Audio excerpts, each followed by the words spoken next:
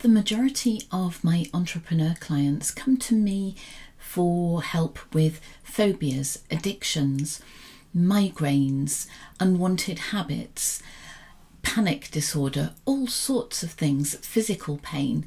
But they don't realise these are just the symptoms. They're symptoms of something much deeper going on. And in over 90% of cases, that deeper thing is actually a history of childhood trauma that they didn't even realise was trauma. I'm Amanda Craven, clinical hypnotherapist, life coach and author, and I am going to be talking to you today about what actually constitutes childhood trauma.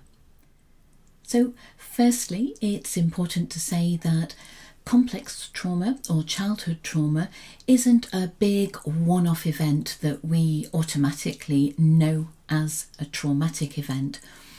It is more complex, as the complex trauma title suggests, for many different reasons. But childhood trauma describes events or repeated circumstances, chronic conditions that negatively impact on the child and leave them feeling overwhelmed.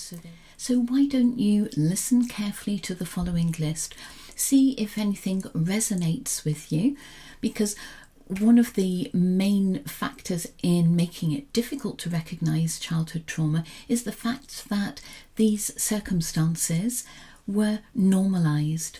That was all you knew as a child. Therefore, you may look back and think, yeah, it was a tough childhood, but it certainly wasn't trauma. You may not realise that actually those events, those situations were traumatic, and now what could be coming out is a form of C-PTSD, complex post-traumatic stress disorder. One element of childhood trauma is neglect. This can be emotional neglect, such as lack of tenderness, no demonstrations of unconditional love, no hugs, no tenderness in the parent or carer-child rapport. The other form of neglect is physical neglect, where your physical needs are not adequately tended to. This could be undernourishment or malnourishment, maybe not enough clothing or the right sort of clothing, not having access to sanitary products, for example. Abuse is frequently found in childhood trauma cases, and there are many different types of abuse. This could be emotional or psychological abuse, for example, where there may be name-calling, shaming, bullying, discrimination, all sorts of things that impact on the emotional stability and well-being of the child. Physical abuse, which would include hitting or restraining, and hitting maybe with your hand or a part of your body, kicking for example, but it may also be with an object. This is not acceptable under any circumstances. Sexual abuse, this could include talking inappropriately to a child of sexual matters, and inciting a child to conduct a sexual act, right through to full-blown rape. Verbal abuse, shouting, screaming, threats, over explosive and out of proportion reactions to a situation or something a child has done. Repeated abandonment of a child. Now this may be intentional or not. If there is a parent or carer, the primary carer is ill and stays in hospital, for example, this obviously isn't intentional, but it still impacts on the child.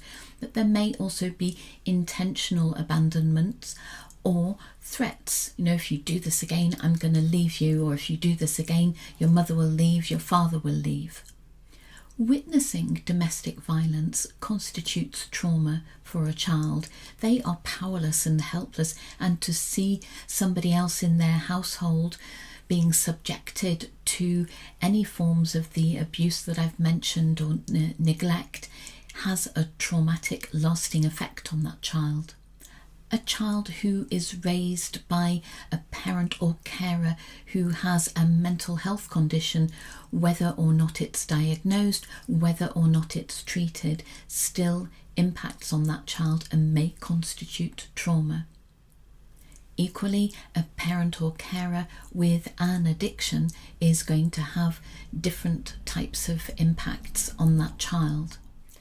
If a child is subjected to any of the above, but it is recognised by another responsible adult and they are removed from that situation, or the perpetrator is removed and the child is given the opportunity to work through what has happened, then this may heal them, and this may mean that they don't go on to develop complex post-traumatic stress disorder. But it does depend.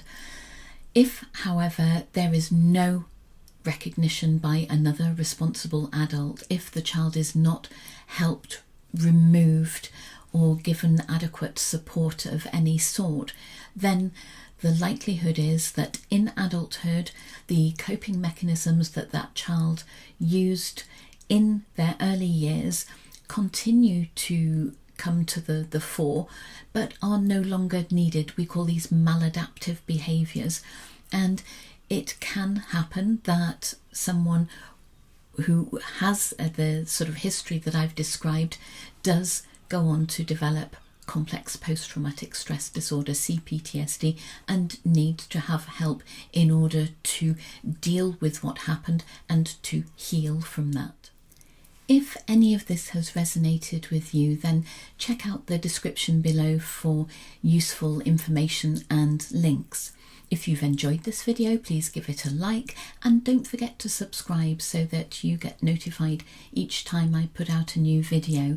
If there are particular issues that are impacting on your life as an entrepreneur or on your personal life, then feel free to pop your comments below, and I will do my best to cover issues that are important to you in future videos. Bye for now.